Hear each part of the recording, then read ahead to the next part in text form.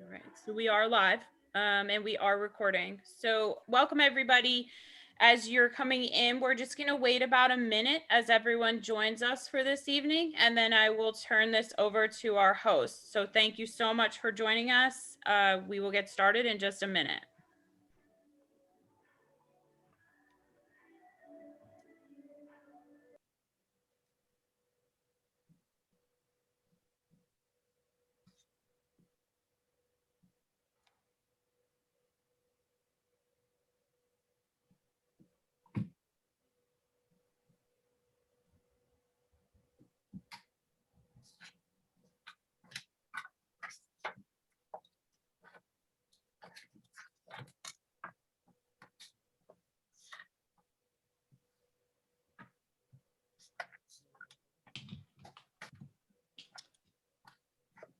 Now, Tara, I don't know. I have someone that just sent me a text that they're logging in, but it says the host has not started yet. Do you think it's just a lag? It could be. I am actually going to get ready to pass the baton to you because I've just watched the numbers and I'm ready when you are. Okay.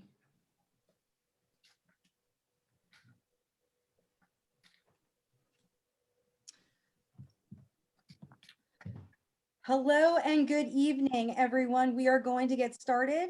My name is Noelle Naylor. I am an associate professor of hospitality, tourism, and event management at Stockton and tonight's moderator. It is my pleasure to welcome you to Stockton's School of Business Women's History Month event, Empowered Women, Empowering Women. We celebrate Women's History Month to remind ourselves of the accomplishments of women throughout the years to our culture and society. And tonight, it is my honor and privilege to present 8 uniquely talented women who have redefined success throughout their careers and continue to push forward, inspiring women all around them. As part of tonight's event, we will hear from our panelists as they share their journey and help us to further channel our own inner power. Before I ask each of our panelists to introduce themselves, I would like to introduce and acknowledge a few other women this evening. First is Tara Marsh, who is the Hospitality and Tourism Internship Coordinator. I would also like to introduce Esther Lawrence, who is our Assistant Dean of the School of Business, and offer if Tara or Esther, if you'd like to share anything before we get started tonight. I will just say thank you so much, everyone, for being here this evening. I look forward to a very impactful panel discussion. And I'm here supporting Noelle as well as Esther to help you with anything in the chat or Q&A. Please don't hesitate. We'll be here to man that. Thank you. Hi, everyone. I'm Esther Lawrence. I'm the Assistant Dean. I just wanted to thank all our panelists for participating in this very, very informative, I'm sure it's going to be informative event during Women's History Month. And thank Noelle very much, so much for actually doing something like this. We really appreciate it, and we're very excited to hear what they're going to be sharing with us. And we look forward to, what wisdom that you're going to impart with us. So thank you. Thank you, Tara and Esther, because we wouldn't have been able to bring this to life without both of you. So thank you for your support. So without further ado, we are going to get into have our panelists do some introductions. And as Tara had shared, if you have any questions, make sure you put in the chat box, but we are going to leave some time at the end to open discussion. So if I may, Christina, can I ask you to kick us off this evening? Hi, yes, thank you. Everyone's thanking us for joining, but honestly, this is such an honor for me to be invited to such a good event. It's right up my alley. I'm Christina Swider. I am the owner of Blink Beauty and Wellness. We're located in Galloway. I started Blink as an idea with 2 children at age 24. 25, I actually, on my birthday, on 25th birthday, I opened up my first brick and mortar. 2 kids, low financing, and I really want to let everyone watching, especially the women out there, you guys have the power to definitely do whatever is in your soul and your passion and make it into something greatly successful. So thank you. I can call or you guys can just go around. All right, I'll call Holly. Would you go next, please? Sure. Hi, my name's Holly Michelle. I'm super excited to be here tonight as well. I'm actually a Stockton graduate, so yay. I am an author and illustrator. Before COVID, I was actually working as an expanded functions dental hygienist. I had to leave my job for medical reasons, and I took that opportunity to pursue a dream in writing and illustrating and have become a published author. So that's a little about my story. So I'm just going to try to help her, push her book. Like, I think you should all go visit Christina. So best author and sellers list for children's books. So Easter's coming around. So anyone with children, right behind her head are some of her newest books. So thank you for joining, Holly. Can we go next to Jess? Hi, yes, thank you so much for having me today. I'm honored to be here and that you asked me to be a part of this panel. My name is Jessica Fioca. I'm currently executive sales manager at the Hard Rock Hotel and Casino. I did not start my career there. I started as administrative assistant in a healthcare industry, and I went and got my master's degree and completely pivoted and was a convention service manager at Harrah's Resort. I worked a bit in Las Vegas, and I moved myself back to Atlantic City because that's where my friends, family, fiance, and heart is. Thank you, Jess. May I pass it now to Nicole? Thank you, Noelle. It's such a pleasure to be here with everyone today, especially because there are some familiar faces to me. In particular, I am someone who comes from a small town here in Atlantic County, Mullica Township. So we have a lot of pride in that. And I had always decided in my life that I had wanted to be a lawyer. So that's sort of the path that I went on. I went to school at TCNJ, obtained a degree in international business. And while there, decided that I didn't think I could do 3 more years of school. So began working for a Fortune 100 company. And at that point, actually realized that if I didn't pursue becoming a lawyer, that I would really regret not pursuing that dream. So within a year, ended up going to law school, spent a few years living in New York and going to law school. And then after that, decided to return home to South Jersey, where I began practicing in a small practice in Hamilton. When that boss retired, I set out on my own in order to open my own practice, which I operated for about 3 years. And just very recently, about 2 months ago, a little less than that, decided to pursue an opportunity with the state of New Jersey. So I now work as a Deputy Attorney General in the New Jersey Office of the Attorney General, in particular prosecuting specialized crimes out of the Atlantic City casinos. And you may at some point in time tonight see an appearance from my dog, who unfortunately just has to be constantly here and has also made appearances at court.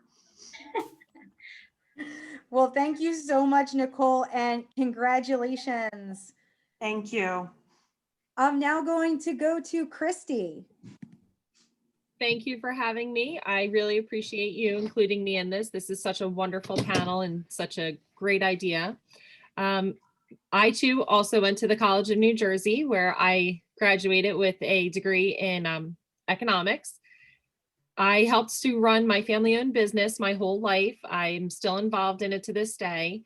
However, my true passion was public service. I served on the Mullica Township Board of Education, where I was a member, a president.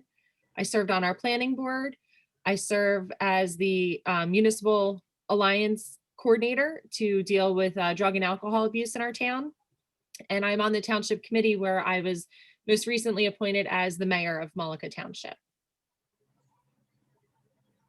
Thank you, Christy, and also congratulations to you. So as we go through this evening, you're going to see how diverse everyone is and so many accomplishments all around the board. So from there, we're going to move on to Catherine, please.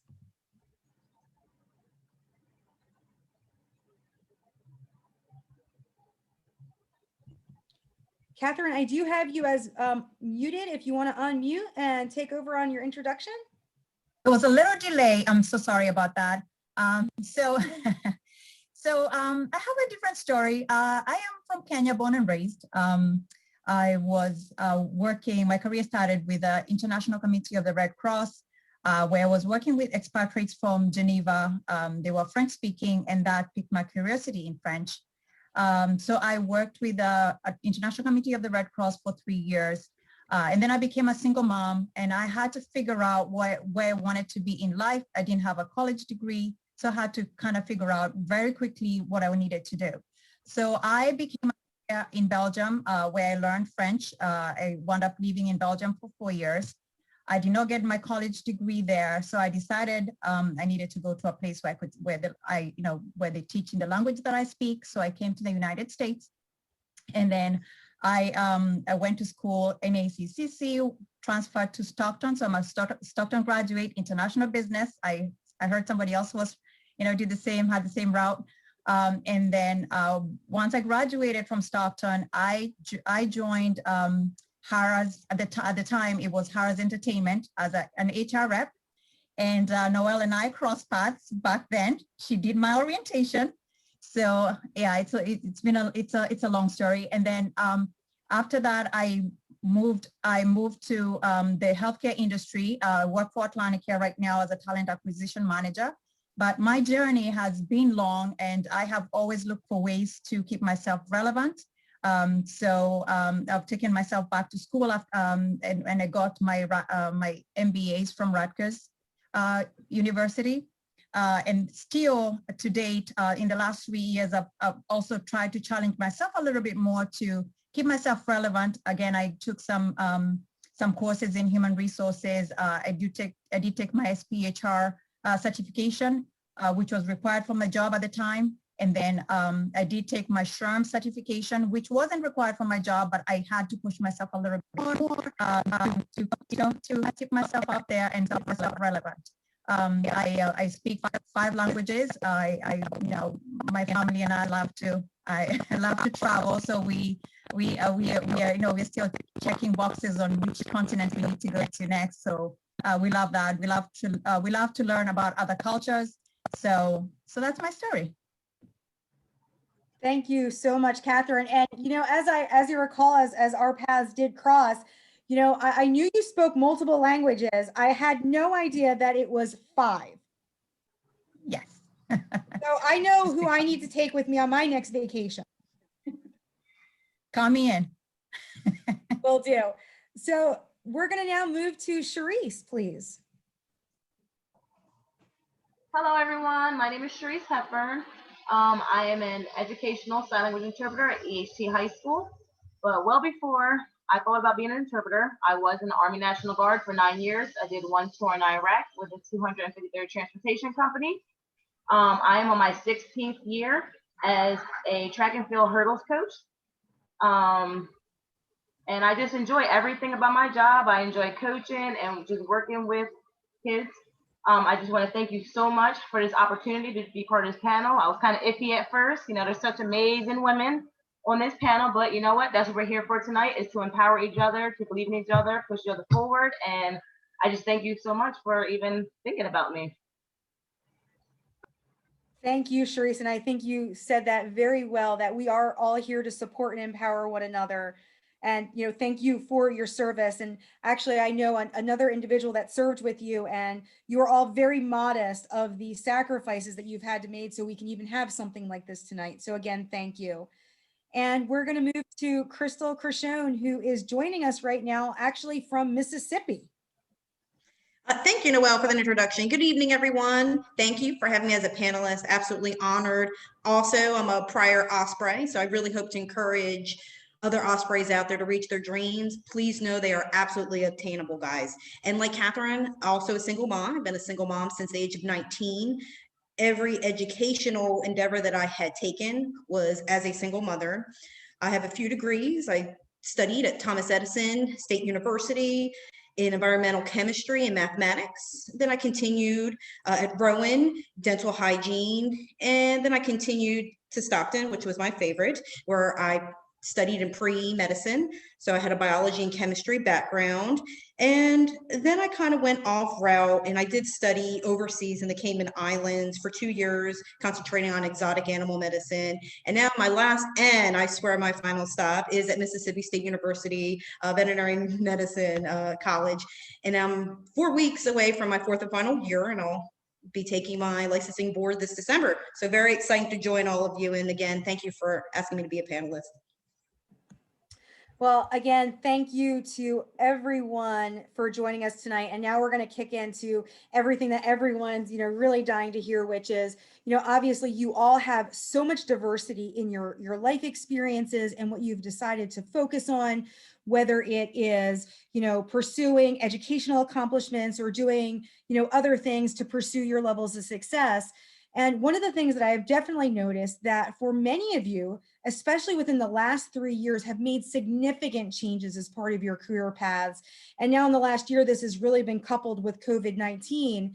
And for me, you've really redefined what success looks like, and particularly for women in a lot of the areas where you all have decided to go, whether it's being an entrepreneur, whether it's going into medicine or even hospitality and law and so on. These are highly dominated areas that we often don't see women in the higher ranks.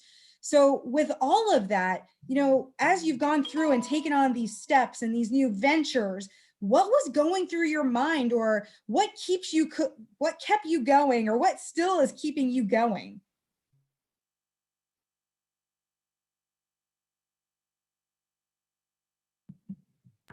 So I'll start. So about 4 years ago, I left a job that I was at for about 8 years. I was a little stagnant. I was complacent. I knew everyone there. And so I was comfortable, but I knew I didn't have the opportunity to grow. And I knew what I wanted to do for my future. I had taken all these ASL classes, and so I was ready to start my career. But I was a little nervous. I was nervous because I had already taken my test once. I had failed. I was nervous about all the sacrifices that came with it. I gave up my preps, my lunchtime, just so I can shadow one of my interpreter friends that I was fortunate enough that worked at the same school as me, and to be able to take my test. And so, it was one of those things. I had people in my corner. I had my mom. I had my interpreter friend Kathy with me. I had some of my best friends, my family.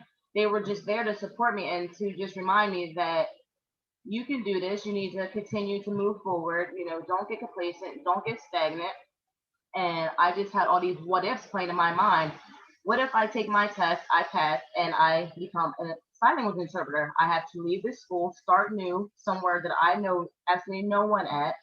I'm a brand new interpreter, so that's scary. So it's, what if my student doesn't understand my signs? What if I don't completely understand them? I'm voicing for them in the classroom. So it was just that nervous feeling, just the brand newness of not knowing anyone and moving careers and starting over again. But you know what? Sometimes you have to step outside of your comfort zone because you don't know what's on the other side of that barrier, of that fence. You literally just have to take that chance and go with it. It definitely took people motivating me, believing in myself when I didn't. I was like, oh, I'm gonna pay all this money to take this test again.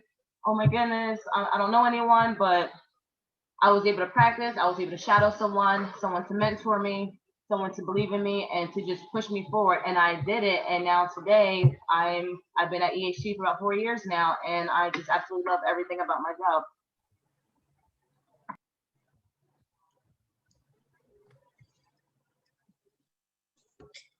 As far as for me, I can definitely relate to your story. Absolutely 100%. As far as for me, what keeps me going at the hospital right now, I started at 5 a.m. this morning, is definitely espresso. It's my favorite, anyone that knows me. But all jokes aside, beside my espresso and coffees, what really kept me going, and as I thought about a career transition for me, I just truly wanted a job I didn't have to vacation from. For me, long hours and dental hygiene, I just really wanted to look for a better work-life balance, trying to balance being a full-time homemaker, mom, career woman, was a challenge for me. And my ultimate goal was always to have a life I didn't have to vacation from, and to be able to provide a good life for my daughter. Food on the table, I love to eat. So veterinary medicine was really that resolution for me.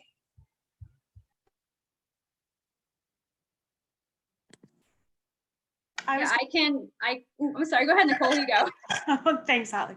I was going to say, going off of what Crystal had said, that work-life balance was really important for me as well in terms of the transition that I made. I was running a business. It was a successful business. It was a growing business, but it had gotten to the point where it was a little bit too much for me, quite frankly, where I felt as though I didn't have the time to really spend as much time with my family and friends that I actually wanted to. And in the time period where I had been running that business, unfortunately, I had lost some family members. And so there was this shift in priorities.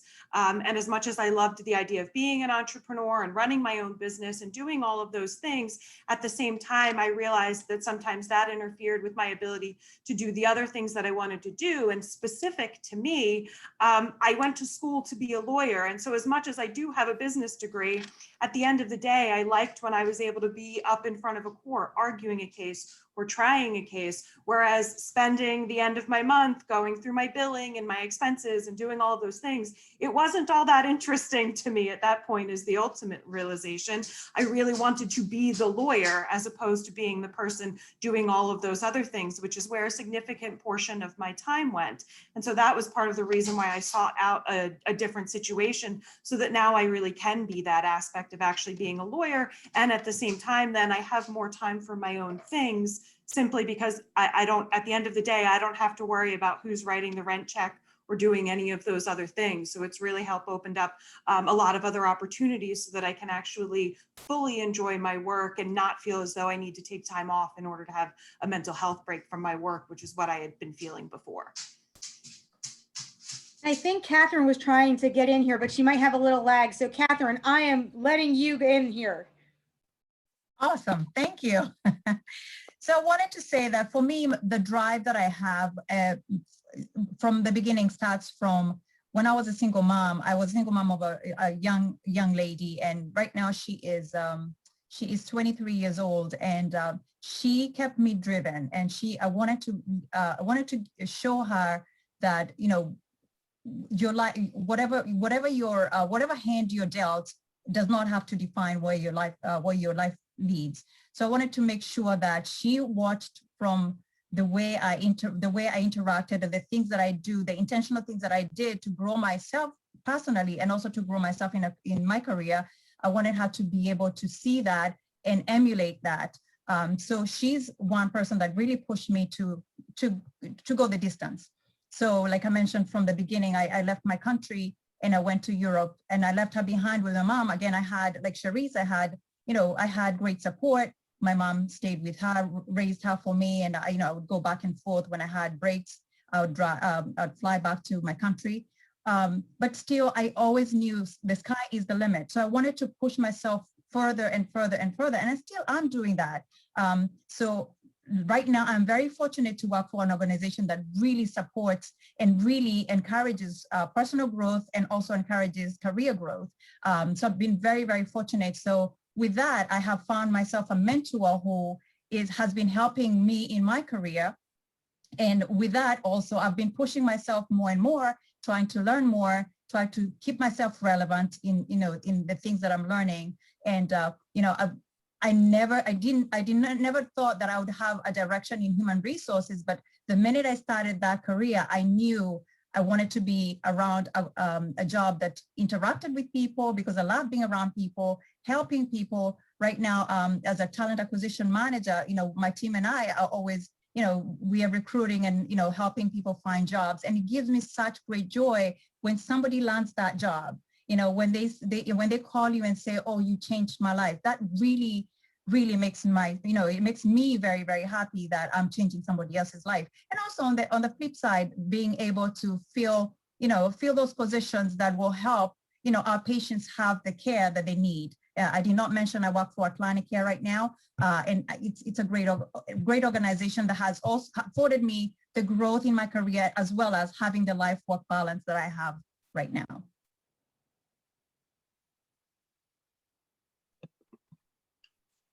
If nobody else wants to go, I can jump in.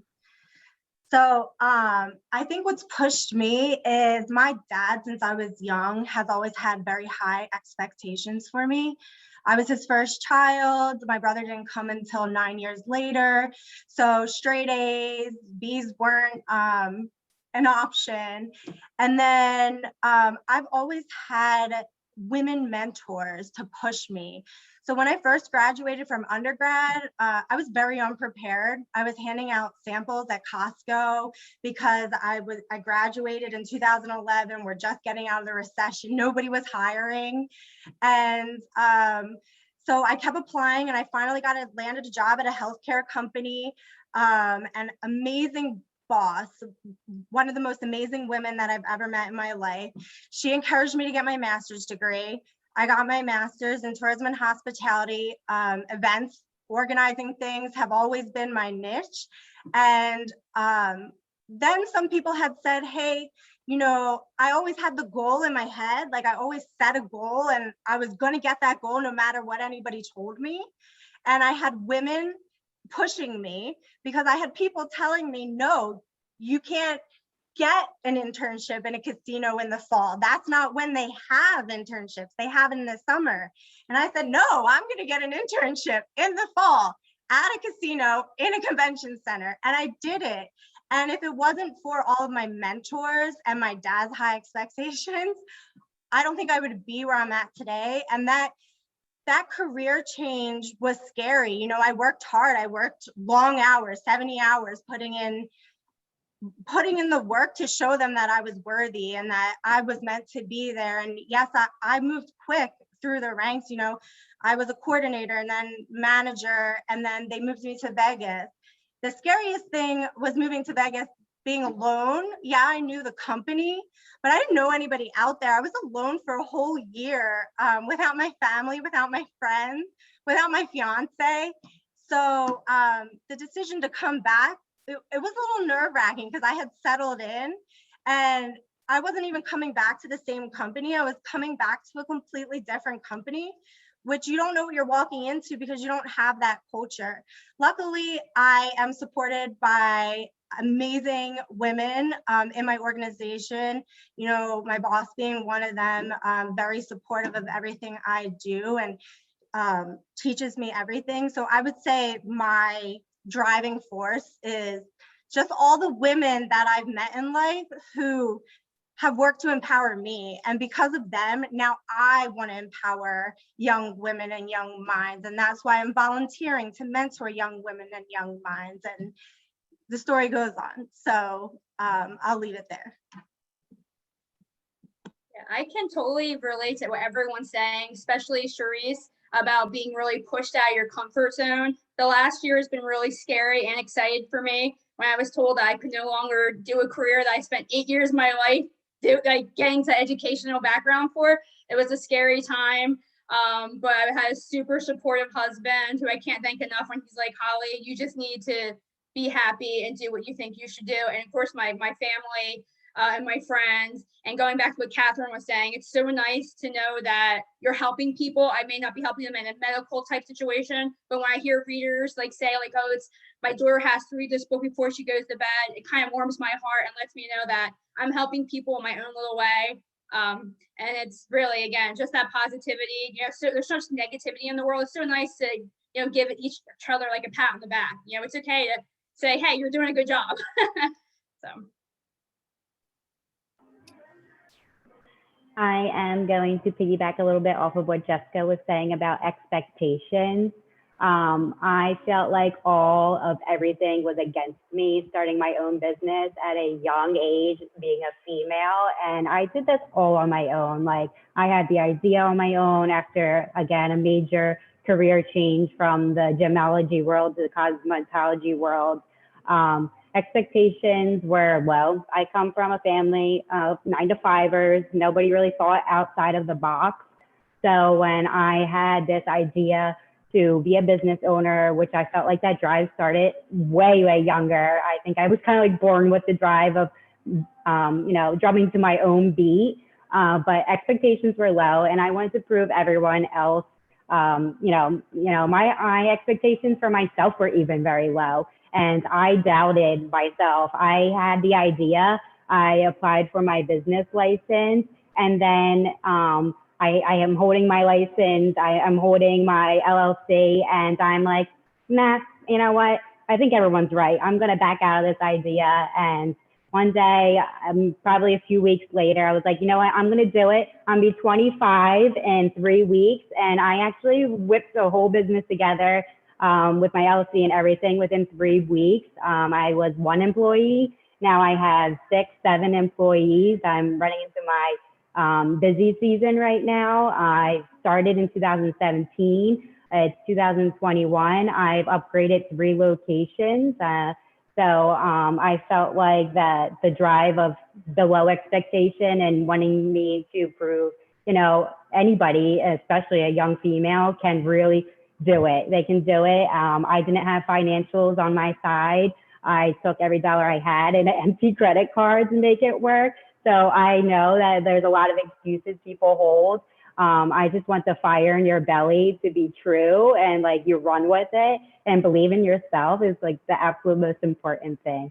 So yeah, and I always wanted to be a business owner. I had no idea I was going to end up in the cosmetology world, but you know, being a mom, being a young mom of 2 babies at the time, they gave me a lot of drive to make them proud and make myself proud. So yeah, power to the women. We could do it for sure. So I guess I'll round it up. I think I'm the last one left here. So while I was serving on the school board, which I proudly served with Dr. Noelle Naylor, I both, you know, as a member and then as the president, and then sitting on the planning board. And I also sat on the Mullica Township Rec board as their treasurer. I just saw that our town was very disconnected, that every entity of our town kind of operated on its own. So I really I saw a need there for increased communication and collaboration within our town, because our town is faced with so many challenges, just like every other town, you know, not only in Atlantic County, but in the state and in the country, you know, mostly financial. You know, there's countless restrictions imposed on us, you know, from various outside agencies, and trying to get all aspects of our town to work together, to me just seemed like I viewed it as an opportunity to save our taxpayers money and to get everyone to try to get some buy-in and get our community members to get together to accomplish goals. And seeing that impact and the good that can be done when people actually do come together and work together to accomplish things is kind of what keeps me going, you know, and doing this, no matter how hard things get, knowing that the end goal is to make life better for everyone in our town is what makes it all worth it.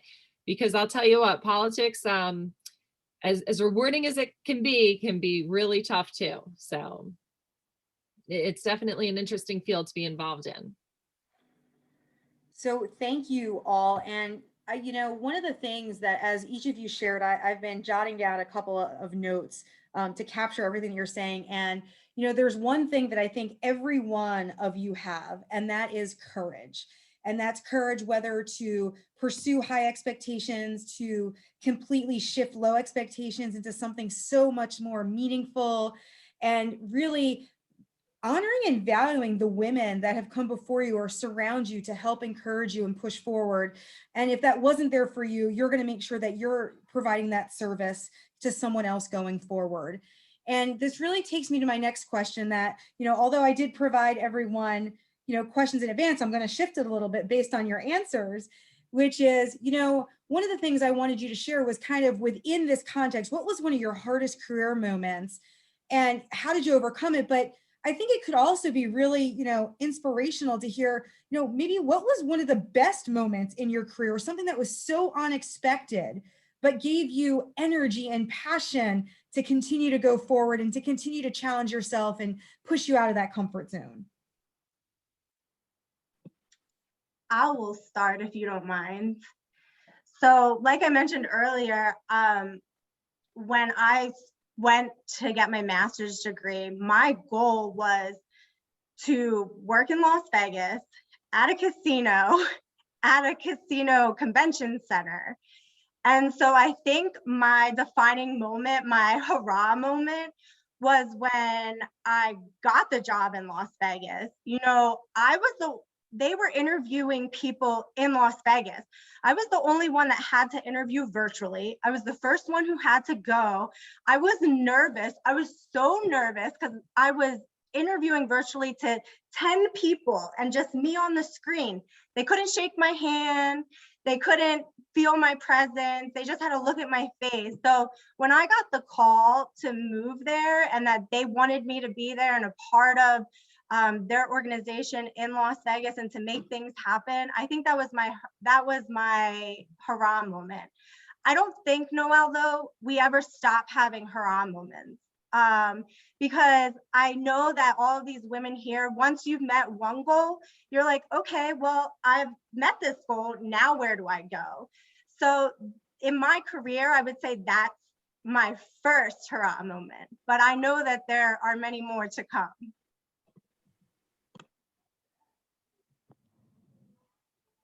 I'll jump in on this one, and I think my most difficult career moments are very sort of related to this event here, which is that the hardest times that I have had as an attorney are in the moments when people assume I'm not competent.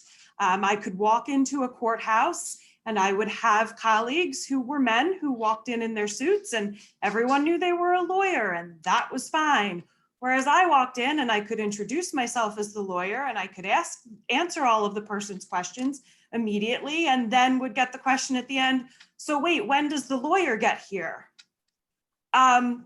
And over again, I felt the need to prove that this is what I'm able to do. And it's one of those things that I find as a woman particularly difficult in the industry that I had been working in prior to switching over to prosecuting as a defense attorney. I think a lot of people assumed that because I'm a woman, I'm somewhat weaker, so I might not be tough enough in order to really defend a person and stand up to police or stand up to the prosecutor, which assumes is completely wrong about me as a person and how I actually behave, which I find interesting. But at the same time, it would also be something where it was very wearing. We're all still people. We're all still living our lives. We have things going on. We have family members we're taking care of. So some days you just want to go to work and do your job well and be able to go home. And you don't want the added emotional load of having to prove to people, I actually do know what I'm doing and actually might be better at this than, for example, a man who's been doing this in some cases longer than I've been alive. But just the fact that I'm relatively young and a female doesn't mean that I'm incompetent, and the need to prove that could be exhausting at times. And those were the moments when I was most down in my career. And then the thing that was the most uplifting for me was actually the very first time that I tried a jury case entirely on my own, picking a jury, lengthy process. At the end, I quote unquote won, which is a defense attorney meant I got a full acquittal for my client, which obviously I think was the correct result, despite what some people might think otherwise about what that accomplishment meant.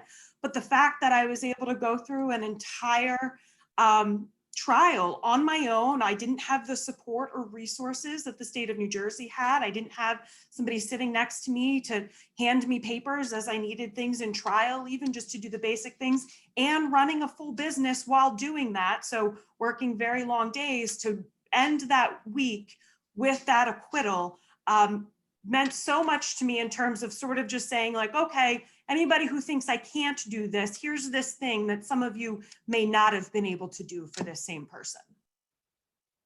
Yeah, I'd like to jump in with, Nope, go ahead, Holly. okay, sorry. You just what Nicole was saying. Everybody knows who J.K. Rowling is. She wrote Harry Potter, right? And the big thing is she had that name because they didn't want readers to know she was a female, okay? So when I was deciding what my author name is going to be, I went complete opposite. I went the super feminine, my first and middle name, Holly Michelle, because I thought, hey, I'm doing this. And if you don't like me or don't like my books because I'm a female, then you know what? I don't need you as a reader. So just to touch on the whole, that, but turning into a positive moment, it was actually my sister, Noelle. I'm writing a Jersey Devil historical fiction to be out this summer, taking in the area of Molokai and, Pleasant Mills and everything. So look forward to that. But she was like, why don't you write a kid's book? And like, really? I was like, I know, I'm kind of like an adult writer. She's like, no, try a kid's book. It'd be really cool. You can do your illustrations. I'm like, okay, yeah. But I ended up, premiering as the #1 new release in children's fiction. And it was a big wow moment for me. So hopefully many more. So thank you, Noelle. And girl power, keep your female name. You know what? we have to keep pushing that, we are who we are. We should be proud of who we are. We shouldn't have to change our name to fit into society. So. Yeah, so kind of piggybacking off of all of that, I kind of have a two-part experience in this. Going to my personal life rather than my political life, my family and I own a marina, which is obviously a male-dominated industry. And I always have people that come in the marina and they're like, oh, I need parts for my outboard. Can I talk to a mechanic? And, I would always say to them, sure, let me know, what it is. I can look it up. And it's like, oh, no, honey, you wouldn't understand. And then when I sit down and I say to them, listen, I've gone to outboard school. I am a certified mechanic. Oh, and by the way, I'm also a licensed U.S. Coast Guard. I have my towing license. I have a 6-pack. I know this industry. And it really took years and years and years for men to know me, see me, and actually think that I was capable of looking up, parts for an engine or knowing what they were speaking about. So it was really an industry that I really had to fight to make my place in and gain the respect from men that I actually knew the industry and I knew what I was doing. And, as a woman, it was really hard to navigate that, so I do have very atypical, qualifications. Most women are not licensed mechanics. Most women don't have, a Coast Guard license. So that to me brought a lot of pride and, self-achievement that, I was able to go into a male-dominated industry and say, I know this better than most people in it, and then from the political side, the thing that I feel like was the hardest for me to overcome was that you are never going to make everyone happy. And that's okay, but learning to be okay with that is, I think, what's the hardest part to overcome, because we as women, we always want to take care of people and make sure that everyone around us and everything is happy and perfect. And when someone doesn't agree with something that we say or we do, it's easy to give in order to appease people and make a situation less uncomfortable. But women really need to stand their ground and know that if we're making decisions for the right reasons and that we've not only heard, but truly beliefs and opinions, it's okay to have our own decisions and beliefs and opinions, even if that doesn't make everyone happy. It's more important to have integrity and respect for who you are than to pretend to be someone else just in order to make others happy. And I think that that's what a lot of women have to realize is you don't have to make everyone happy. You just have to be you. I agree. And I'll go back to what Nicole had said. For me, apart from going to a different country where I do not speak the language and trying to navigate through that, what I find similar to what Nicole was saying is the fact that I don't speak English is not my first language. I always find where people think that, oh no, she's not competent. Oh, Catherine cannot handle that because she's not competent. One of the leaders that I had back in the day when I started my career once said to me, oh, you don't have confidence to handle that because frankly, I could not speak the language very well because I spoke with an accent. And that was very, very hard for me. And I wondered to myself, do I have to change the way I speak for me to fit in or for me to come off as competent? So that's one thing that has really stuck with me throughout my career. And I always know that I would never want to treat anybody in that manner. So I've had many doors shut in my face. No, Catherine cannot handle that. She's not, she cannot handle that because, I assume because I cannot speak the language. Fast forward to the organization where I work, I have such great leaders that embrace people's differences. And I've felt so embraced in this organization that they have, they've seen my potential. They've given me avenues to be able to, to go to the directions that I want to go. They've helped mold me, my mentor, supports me and always encourages me to do, push myself to the next level, helps guide me as, as a leader, as a young leader, to help me, if I have questions surrounding how I should handle situations, which has been there for me. So being able to have that has really been eye-opening for me and has made me know that there are great people out there that will embrace you. One being a woman and is challenging itself, and being from a different round where everybody else is different from you. It doesn't has its own, challenges as well. So I, what Nicole has said really sits with me. And I know that as a leader, when I'm interacting with people, I always know that ever want to treat any the way they have been in the past. Somebody said, I think Holly is the one that said that it's okay to pat each other on the back, to say that, hey, you're doing a great job. As women, we have to celebrate one another, because, celebrating each other, just somebody that motivation to push themselves a little bit more. So I always want to do that, personally, or even in my career. I want to always encourage other women, or even other, employees that are looking for a different avenue, or they're trying to grow themselves in a career. I always try to tell them, hey, you're doing a great job. Just push yourself, find the right career in that career direction that you want to go, and somebody that could help you, pave that way for you. So basically, yeah, that's my story. Okay, so here I am. So for me, my best moment was when I actually got hired for my job at EHC High School, just because I felt like for all my life, I was always playing catch up. Because right after high school, I went straight to the military, so basic training, AIT. I already lost a couple semesters for that. I started school, and then I got deployed. So that's about 3 more semesters. So when I got home, I was always comparing myself to my peers, to other people. Like, I'm not where I should be right now. I'm so far behind, and I'm just always playing catch up. So I was working at Oakhurst High School, and they were hiring for an interpreter. But I had taken my test, and I haven't gotten my scores back yet, so I couldn't apply. We're going to fast forward 6 months, when finally one of my coworkers says, oh, EHC is hiring for an interpreter. I'm like, oh, I still didn't get my test results back. That weekend, I got my test results back, and I had passed. So I'm jumping up and down in my kitchen like, yes, now I can apply somewhere. So I applied for EHC High School, and one of my previous coworkers was actually working at EHC High School. So she's like, oh, I'm going to contact them, let them know that you're applying. And I'm like, okay. So that boss had told me, oh, we have other applications, but we're gonna schedule you for the interview. You'll be our last interview of the day. And I'm like, okay. So I show up for the interview that day.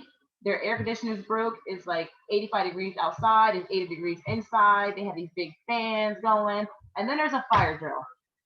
So we go outside for the fire drill. It's hot. We're back in. We're sweating. We're sitting down there like, I am so sorry. And so now I'm just nervous. I'm hot. I'm sweating.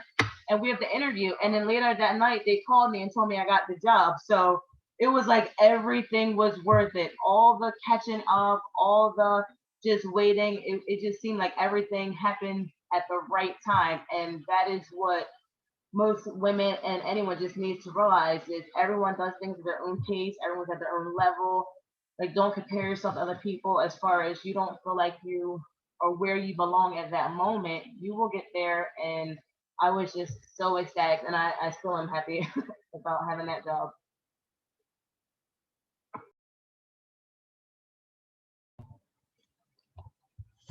Okay, so as far as my hardest career moments, they've actually changed since I've been here in Mississippi State. At first, I had taken a 3-year break. So going from full-time work, being a mom, having some time off, just getting back to full exams was a challenge for me personally. Since I've been here, I've been on call 24/7, 7 days a week. It almost seems unbelievable, but it's true. So trying to find that balance of mental and physical fatigue while still keeping in mind my patients that are here have been a challenge. And now that I've made it to the forefront and I'm an active student doctor in the hospital here, now my hardest moments are also my saddest moments. And it's really dealing with the loss of life. Regardless of how great the medicine, the surgeries are that all of us clinicians do. Every life that walks into our ICUs can't always be saved, and it's really heartbreaking. I'm about to break into tears. I had a hard day today too. Speaking for myself and other clinicians, please know that we really do feel and wear these losses. We wear them with you, even weeks, months after. It's really unfortunate. I know it's going to be continuing to be a hard moment in my career. And as far as how do I deal with this, it's the fact that the lives that come in the ICU, we're able to stabilize. They walk out days later, great. Saving lives is absolutely euphoric. You know, I work every day hard at my education so I can provide the best care. And I can't tell you how amazing it is being able to, you know, give a call to a client and an owner and say, hey, Fluffy's coming home. I mean, it's absolutely euphoric. And that's what keeps me going.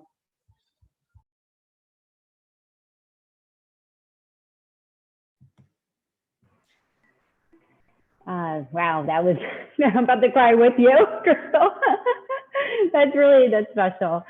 Yeah, I think, you know, being a business owner, you are putting out little fires left and right every day, and you don't know what's going to be your hardest thing to overcome, because you don't know what's going to be in store for the next day. You know, your task in front of you is the same, you know, every day, but, you know, dealing with a large group of, you know, individuals and making sure that you're succeeding happiness for everybody.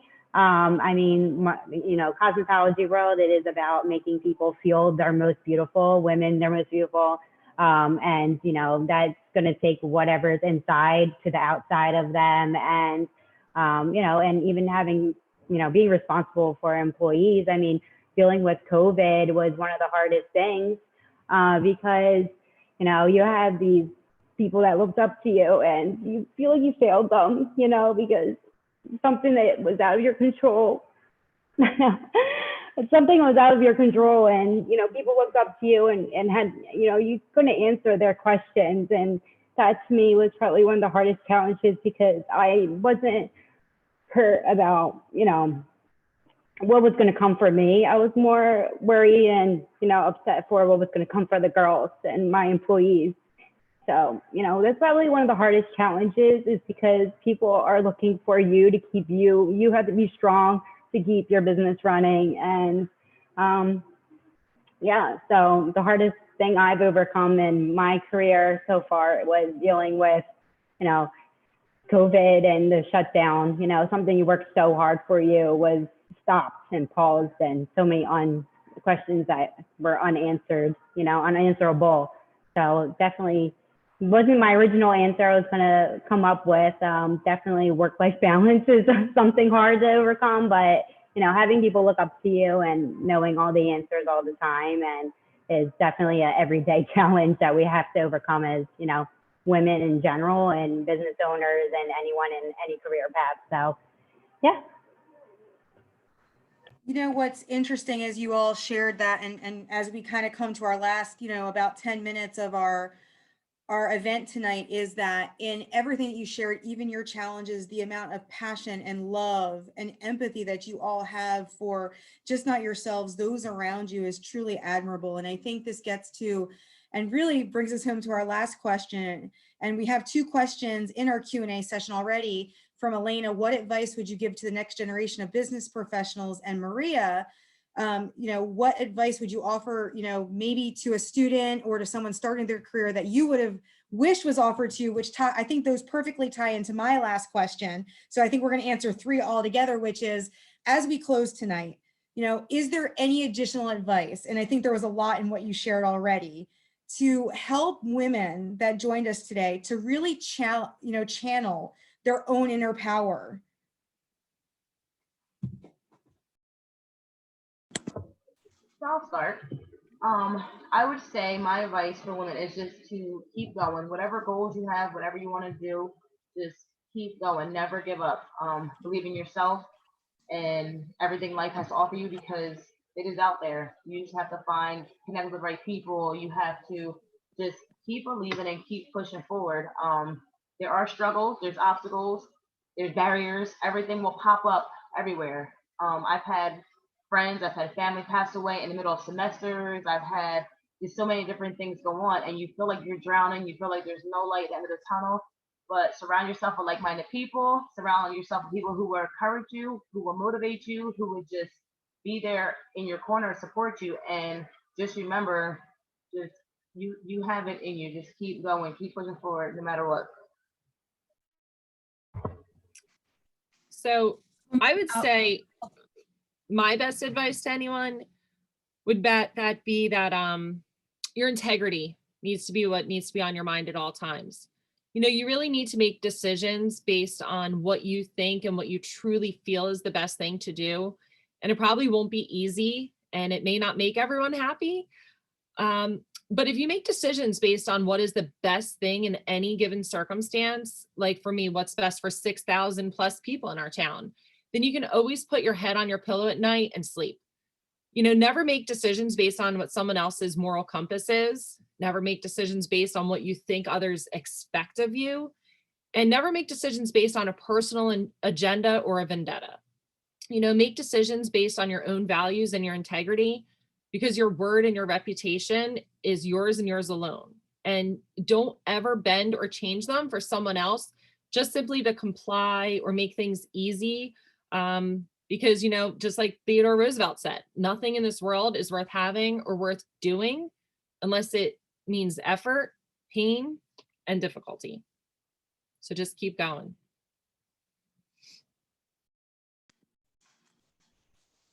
I was also going to say that I think as women, we have a tendency to put everyone else before us all of the time.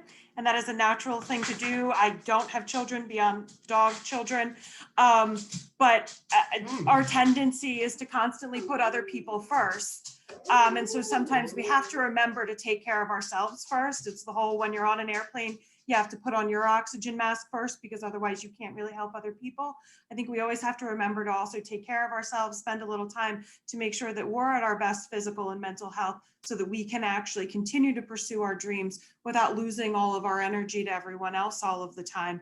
Because that, I think, is a real issue for women, where we unfortunately do just give too much to everyone else without being fully concerned about our actual selves, in order to make sure that we have that energy to give out to everyone else, and that way then we're strongest with them. And that part of the best way to do that is part of what's already been mentioned by so many people, which is about surrounding yourself with a good support system, with other women who recognize these sorts of issues, so that way then you have those people that can actually help you to remember, this is what you need to do, this is what you are this strong person. You don't have to worry about some of those questions that are coming from other people. You don't have to believe some of the negativity that's being told to you. And if you don't have that support system, and if you're not taking that time to reflect and remember all of your own strengths, then unfortunately there's going to come a point where you're going to break and not be able to do the great things. So just pushing forward in the way of still taking care of yourself, instead of always looking at it as, I just have to keep moving forward. Sometimes a break for yourself is also just as beneficial.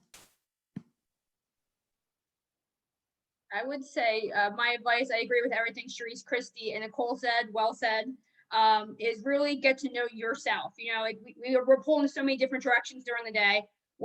Who are you and what do you want? What are you good at? We all have a personal strength. We sometimes may feel like, oh, I'm not good enough. I'm not to do this. I'm not as smart as she is. I'm not as athletic as she is, but we all have that strength. You need to find it. And you just have to remember, you have to believe in you first before anybody else can believe in you. So don't be afraid to take that you-ness to the next level and turn into your own business like Christina did, or get that dream job like Sharice, or lawyer like Nicole, or Crystal going and being the doctor, Catherine, the 5 languages, and going through all those things she had to jump through to get where she's finally at. Christy being in charge of the entire town of Malta, that's crazy. You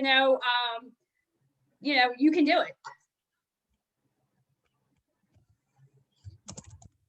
Well said, Holly. So for me, I would say take risks, ask questions, always be yourself. If you're a student and you're trying to get yourself in the workforce, or you're trying to find a direction that you want to go, my advice would be find those internships, or find jobs that will be able to offer you any tuition assistance if you want to further your career or you want to further your education. Look for those jobs. Also, surround yourself with women that will support you, great women that have great morals and great integrity. Surround yourself with those women, or not just women. Surround yourself with leaders who are going to push you a little further. And at the very, very end, please don't settle. I would like to jump in, and I think Holly and Catherine kind of said it best, is stand in your light. Sometimes we focus on our imposter syndrome. You know, we're not good enough, we're not competent enough, but we are. We're competent, we're confident, and you just have to remember to stand in that power pose and just tell yourself that, you know, you have the skills, you have the assets, and you just need to deploy them. And then my last advice to you would be use your network, build your network and use it. You never know what could happen. Don't take rejection as a pain, take it as a lesson. You never know, you may hear from someone you reached out to 10 months ago, 10 months later. So always use your network. Don't get down on rejection and stand in your light.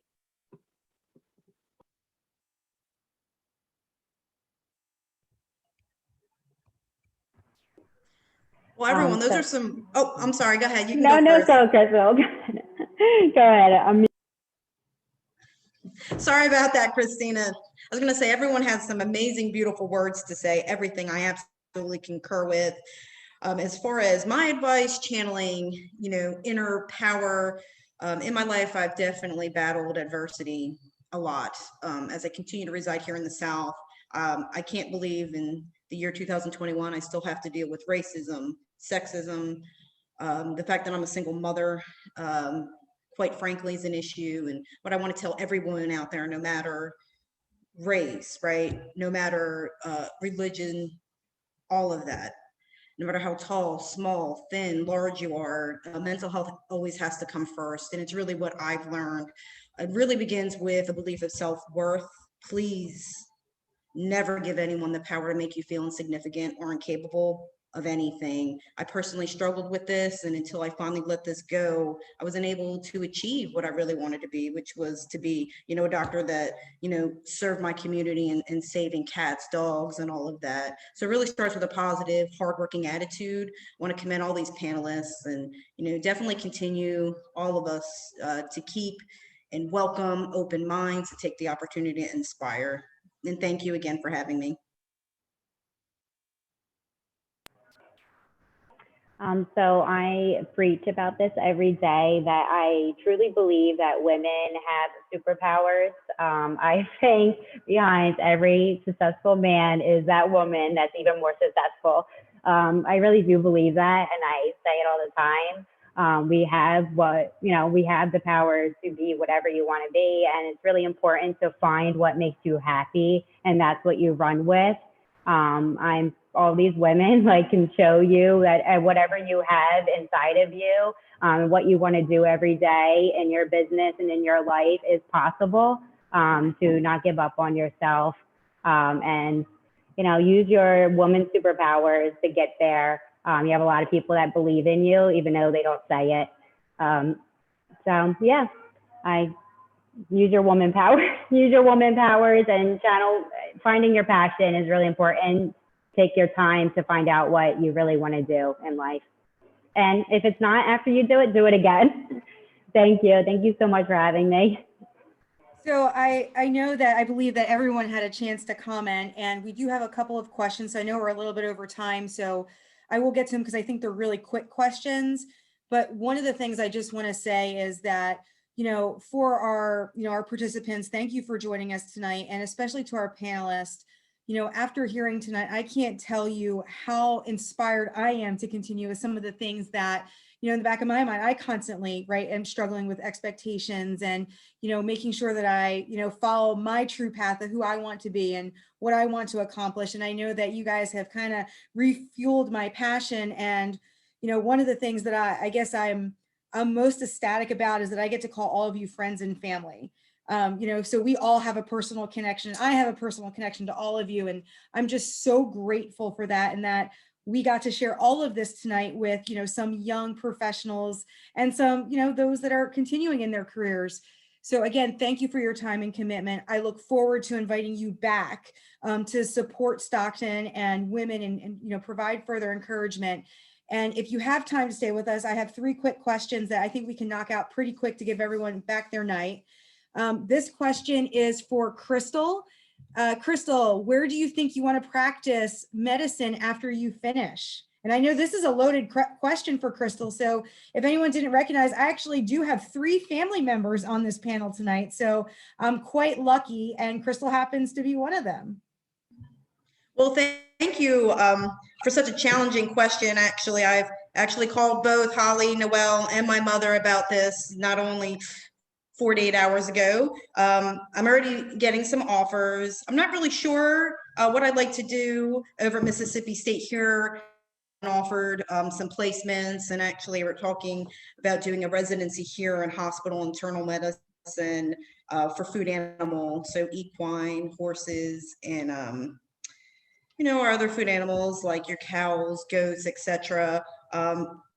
I'm not really sure. So I thank you for that question. I'm pretty much just basing it on what opportunities. I didn't really want to continue my education just because I've been in school now since I've been 19 years old, and I'm almost 40. So I'm ready to turn in that hat, but I also won't turn down an opportunity for a residency to become a specialist. I think that's too great an opportunity that so many people try to obtain that aren't given those opportunities. So I may be in Mississippi a little bit longer than I really want to be in Mississippi. So thank you, but possibly New Jersey, we'll see. Thank you, Crystal. Our next question is for Nicole. Nicole, the participants wanted to meet your dog. I know that we did get to briefly see him in the photo, but wondering how does having your dog with you while you attend court impact your work? So this is Tanker. He is my needy dog. There's actually a second one laying on the carpet who is not as needy as Tanker. It honestly hasn't impacted me that much in terms of court. He makes appearances. A lot of times he's just sort of sitting behind me or goes in and out, or he will do things like this. But I think the reality is that as women, we all know that we can multitask. So I'm perfectly capable of listening to all of you, participating in a conversation, and still trying to keep him entertained. The reality is he's a very loving dog. So when he hears me talking and hears other people talking, he wishes he was with you and that you were here and he could give you toys. So that's unfortunately why he is such a presence. The reality is that I've worked pretty hard to have a good reputation with courts and other individuals and judges so that they know that I am prepared and I'm capable. And even if the dog is sometimes there at my side, that doesn't mean that I'm not going to be able to do my job. And I think the other thing, or I hope the other thing that we've all learned during COVID is that we all need to have a little bit more grace and compassion with people. So the reality is I have dogs who interrupt. There are people who have their kids who are at home homeschooling, and that may interrupt court. But life goes on, and we will all still make sure our jobs get done and that justice happens in the best way that it can, even if there are these small interruptions, and that we should all be happy to just still hopefully be healthy and moving forward in life, and that these sorts of little things are not what's actually defining, as long as we're all still able to do our jobs well.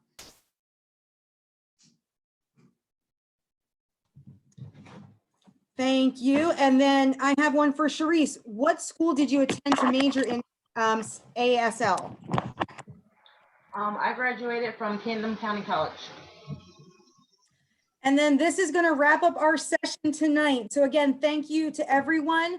Our last question, this is what we will close with tonight. And I think this is, if we have 1 or 2 folks that want to comment, this is for Taylor. I just got an internship to be a supervisor, and I'm nervous that people who are older or have been there longer will not view me as a supervisor. Can you offer any advice or some steps that Taylor should take to establish her position as a supervisor?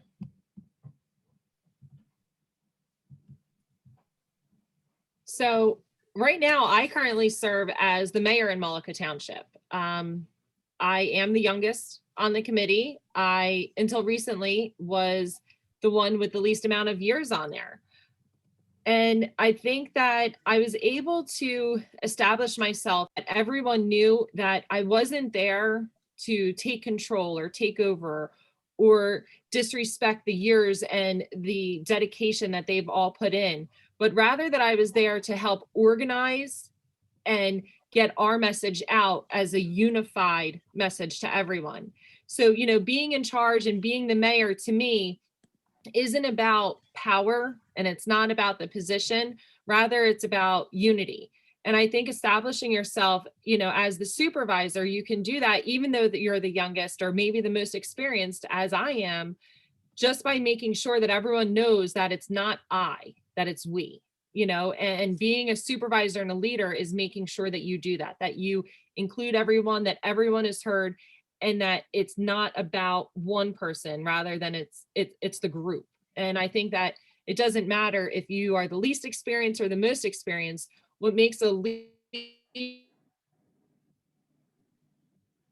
someone that can bring the group together and go out there unified. So I think that you'll be fine just as long as you make sure that everyone is heard and everyone knows that you're just there to help everyone along. Well, Christy, thank you so much, because this does put us at time, and I want to just value everyone's time here. Again, thank you all so much. You know, we've gotten lots of messages about, you know, how successful this event is and the level of impact that you all had here tonight. And I look forward to reaching out to each of you in the near future for, you know, additional participation in some of the events that we're looking to host and continue to foster and really empower women around us. So thank you everyone for joining tonight. Our attendees, thank you for joining us, our panelists, and everyone have a safe evening. Thank you again. Thank you. Enjoy your night. So much. Bye.